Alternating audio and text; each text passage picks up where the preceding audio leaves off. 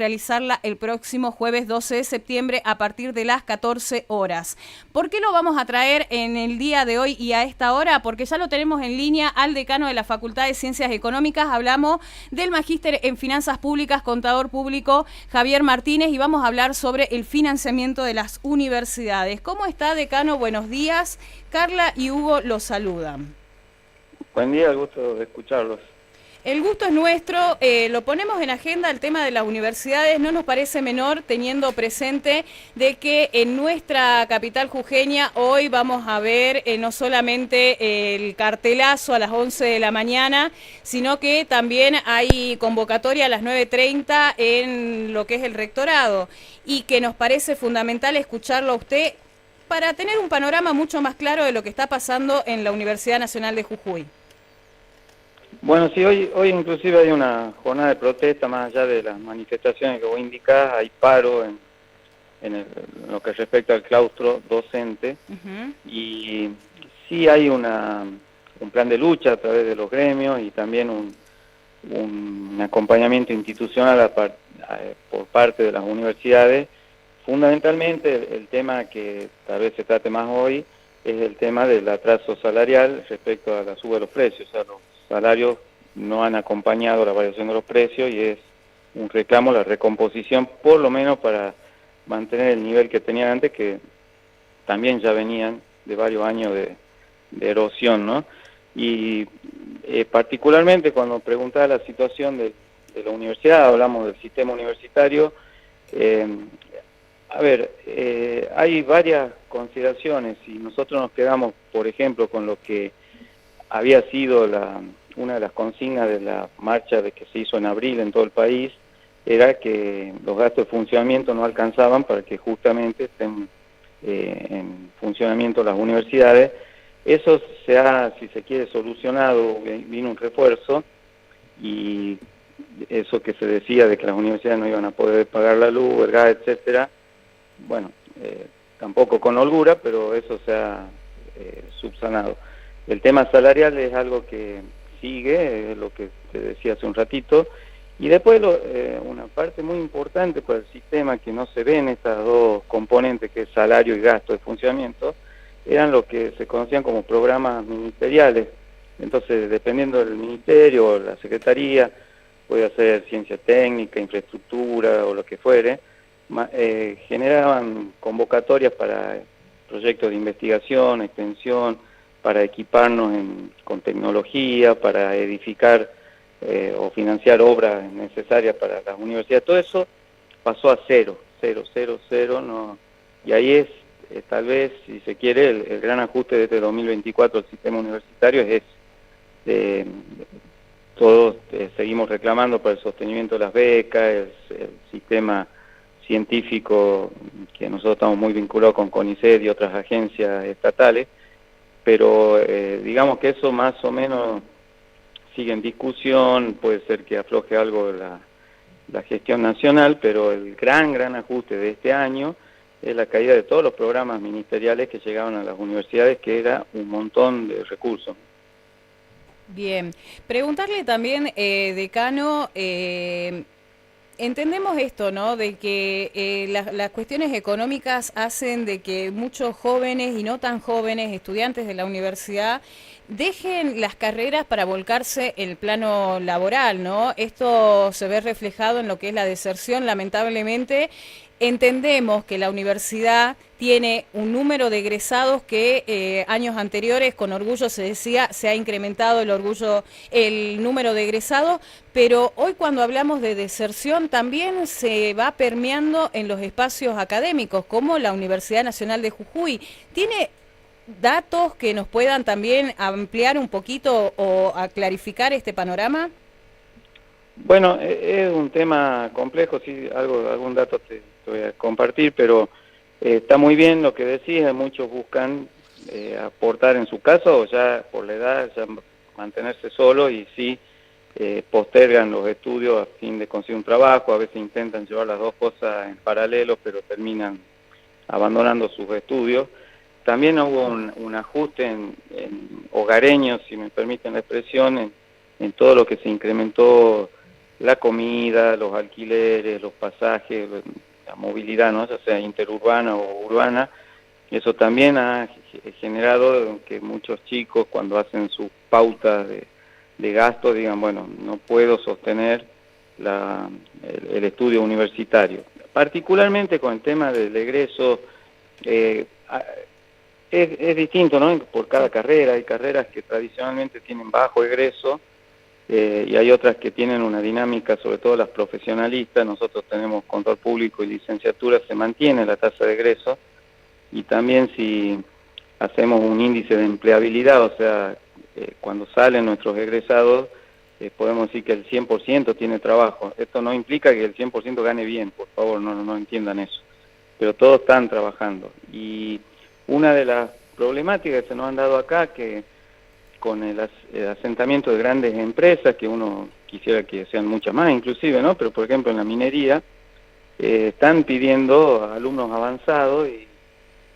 y no es que los chicos quieran desertar de sus estudios, sino de que le dan una paga mejor que el promedio de otros sectores, y entonces estos chicos lamentablemente están muy cerquita de recibirse, pero se frustra su egreso, y bueno, las empresas también necesitan mano de obra calificada. No hay tantos ingenieros ni administradores, etcétera, o técnicos, entonces se llevan alumnos, y eso también nos está complicando. Así que una de las estrategias de lo que vos me decís, que haríamos como UNJU, estábamos conversando con la gestión rectoral de ver, ¿no?, también que se puedan culminar estudios en empresas directamente, o sea, que las materias electivas o algo, armar un trayecto como dicen en inglés, no me gusta hablar en inglés, pero los trayectos in company, para que los alumnos aprovechen esta posibilidad salarial, pero no se queden sin su título, porque después estos proyectos mineros cambian, se ajustan o directamente se agotan en el tiempo, y de estos alumnos después es difícil que puedan retomar de acá a 10, 15 años. ¿Qué tal? Hugo Krasnobroda lo saluda, ¿cómo le va? Bien, me gusta. Le hago una consulta. Usted, bueno, hacía hincapié de que en realidad los problemas de funcionamiento y que ponían en riesgo el dictado normal de clases durante el año se habrían superado, ¿no?, con el envío de fondos del gobierno nacional para las universidades nacionales, pero que el foco del conflicto universitario ahora ya no pasó al funcionamiento, sino a la escala salarial. Bien, ¿cuánto gana hoy un docente que recién se inicia en la Universidad Nacional de Jujuy? Y bueno, si uno toma a alguien que recién se inicia, no solo en la universidad, sino que no trae antigüedad en el sector público, y tiene 10 horas, que tal vez sea el cargo de auxiliar simple, lo más común, está muy lejos de llegar a la canasta alimentaria, que es la que mide la indigencia, ¿no? O sea, ahí nosotros también ¿De somos cuánto estamos prudentes. hablando? ¿300, 400? No, menos. No te tendría el número exacto. ¿Menos de porque 300.000 pesos por mes? una auxiliar simple sin antigüedad, sí. Ah, claro. Además tienen Salario por indigencia. convenio un suplemento para llegar a un valor un poquito más alto, porque si no puede ser muy bajito. Sí. El tema, ahí nosotros también diferenciamos. Hay dos cositas, si me permiten, cortitas. Sí. Comparar el salario docente con las canastas. Habría que hacer un pequeño trabajito, que sería determinar qué docentes universitarios están bajo la línea de pobreza, no solo por el salario que paga la universidad. ¿Por qué te lo digo? Porque, por ejemplo, en nuestra facultad tenemos muchos profesores que ejercen liberalmente la profesión, y tienen multiempleo, o sea, también trabajan en empresas, tienen su estudio, y eso hace de que cuando uno les mide sus ingresos, no es solamente lo que le paga la universidad. Y por otro lado, la proporcionalidad. Cuando decimos simple, alguien que trabaja 10 horas por semana, entonces no tiene jornada completa, como puede ser un empleado bancario o un empleado de comercio cuando sale el básico de convenio. Entonces uno dice, ¿cómo puede ser que un cajero del banco gane 5 veces o 4 veces lo que un profesor? Bueno, Claro, trabaja el doble. Hay que hacer unos cálculos distintos, pero sí, ha quedado muy bajo, y sobre todo lo que me interesa es esto de que se ha quedado el nivel para algunos podría haber sido bueno o malo, pero se ha quedado respecto a los precios notoriamente en este último año. Pero aparte, una cosa, ¿no? Una aclaración. Usted bien decía, no se puede comparar la cantidad de horas que trabaja un trabajador bancario o un trabajador del comercio con una jornada simple. Bueno, hagamos de cuenta que es una jornada doble. Estamos hablando de una persona de 600.000 pesos. Sigue estando lejísimos de un empleado Sí, bancario, sí, claro. un empleado, No, sí, incluso un sin empleado duda. de comercio, digamos. Sí, sin duda. Y además, lo que vos decías, que quiero que se entienda bien, cuando te digo, se han superado esta estrechez que se dio por los gastos de funcionamiento, también es importante saber que, por ejemplo, nosotros en Ciencia Económica tenemos carreras, si se me permite la expresión, que no son costosas porque es mucha actividad docente, pero hay otras carreras donde tienen que salir al campo, trabajar en laboratorio, de desarrollo de muestras, prototipos, esos son carísimas. Y esas carreras sí, uno se preocupa, por más que no sean de nuestra facultad, estamos todos atentos porque sí, comprar reactivos importados, ahora tal vez el dólar ya no ha licuado un poco Sí, el está salto de planchado, diciembre, digamos. pero el comienzo del año, sé por mis decanos colegas, era imposible poder comprar los reactivos del laboratorio, por ejemplo, además que no se consiguen los dólares, ¿no? Eh, todo trae, no es una situación fácil, eso está claro, y por eso inclusive ustedes ocupan este espacio por el tema, por un tema que está en desarrollo. Y una de las cositas que en otras entrevistas, a comienzo de año, lo que también genera incertidumbre en todo el sistema, más allá de que ojalá se recompongan el salario a nuestros docentes, es a dónde vamos. Eso no queda muy claro en el discurso oficial. No, a ver, para poder ilustrarlo, quieren arancelar la universidad, quieren poner cupo de ingreso, quieren poner un examen de ingreso, queremos un sistema de universidades regionales, cerrar carreras con pocos alumnos, abrir nuevas. Vouchers, no, Nadie sabe a nadie dónde sabe. vamos. Entonces, también uno tiene esa incertidumbre de que, disculpen la expresión, pero decir que nos comamos una magia, o sea, que estemos en algo chiquito para lo que de pronto te digan, qué sé yo, tal carrera que no tenga tal relación entre ingresos y egresos se cierra. Bueno, no sé si va a pasar eso, pero tampoco sé si no va a pasar. Como magíster en ciencias económicas, ¿no? Quería hacer una pregunta, está vinculada a la economía, pero también al tema de los salarios docentes. ¿Usted cree que el gobierno nacional está en condiciones de pagar los aumentos que están pidiendo de acuerdo a las cuentas públicas que hay, sin romper el equilibrio fiscal, ¿no? Ahí hay un defecto en la ley que se está por sancionar, que es que bajo el marco de la ley de administración financiera, cualquier gasto nuevo tiene que indicar cómo se financia, o sea, de dónde van a salir los recursos, hacer un impuesto nuevo, o hasta podrían decir que arancelen, cualquier cosa se podría decir, pero necesita decir de dónde van a salir los recursos. Y si no hay nuevos recursos, tenés que decir qué gasto vas a bajar para poder afrontar. Tradicionalmente en un pésimo ejercicio presupuestario, se hacía de que todo iba a renta general, entonces decía, esto se va a financiar con renta general, entonces doy por cumplido de dónde van a salir los recursos. ¿Y qué pasaba con las rentas generales? Como estamos en inflación, Claro, a que no medida que suben los precios, descentralizado. sube la recaudación. Entonces, bueno, con lo que subió, y seguíamos gastando de esa manera, y eso hacía que cada vez necesitamos más inflación para tapar estos agujeros. Entonces, hoy por hoy, que hay un proceso de desinflación, seguramente esa ley va a ser impugnada en la justicia por esto que te digo, de cómo lo vas a pagar.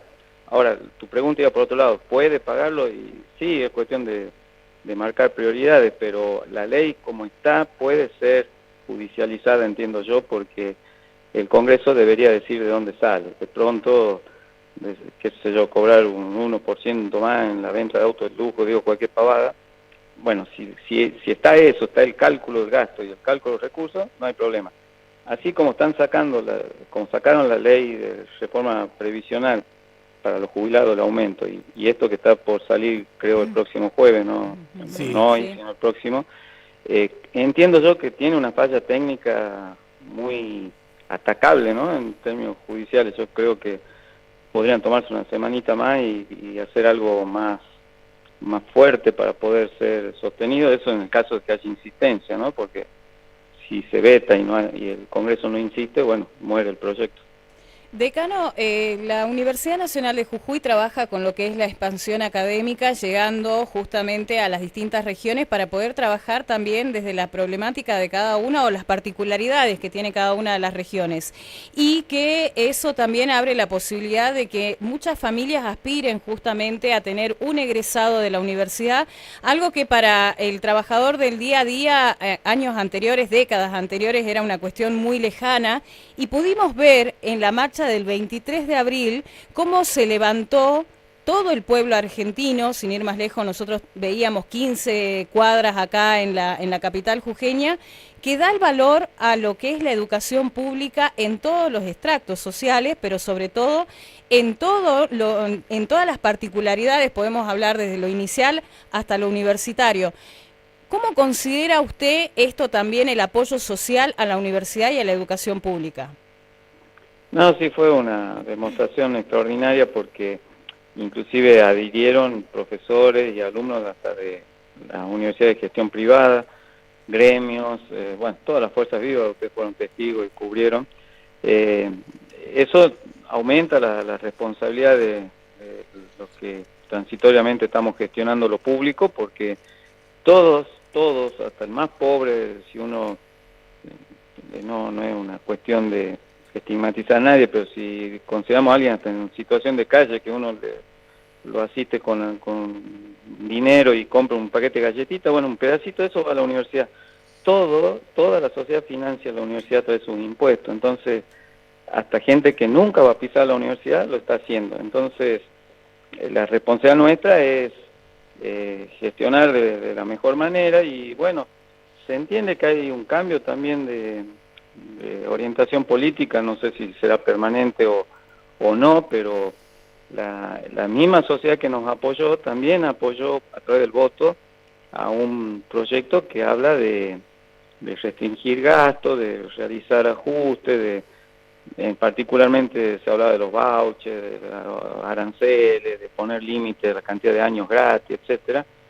Bueno, eso también lo votó esa misma gente, entonces nosotros estamos en el medio en cómo interpretar esto, ¿no? O sea, no hay que ser simplemente reaccionario y decir estamos en contra de lo que el gobierno dice, porque es un gobierno que ha sido también elegido democráticamente, como también hemos sido nosotros elegidos dentro de la universidad. Entonces, es ese fino juego político de decir, bueno, tenemos que ser mejores, sin duda, porque estamos gestionando plata que no es nuestra, es de toda la sociedad, y también tenemos que defender que las banderas históricas de la universidad pública, tampoco podemos sacrificar el hospital público, la universidad pública, por una política que puede ser transitoria, ¿no? Estos son institutos que son permanentes en nuestra historia como nación, pero bueno, a lo que vos decís, nosotros también tenemos un compromiso territorial.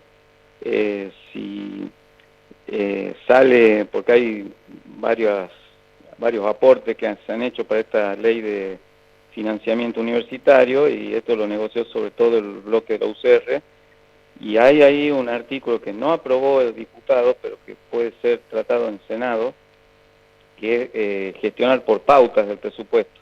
¿Qué significa por pautas? Decir, bueno, la carrera que más alumnos tiene recibe más plata, el que tiene más egreso, el que tiene mejor relación de docente.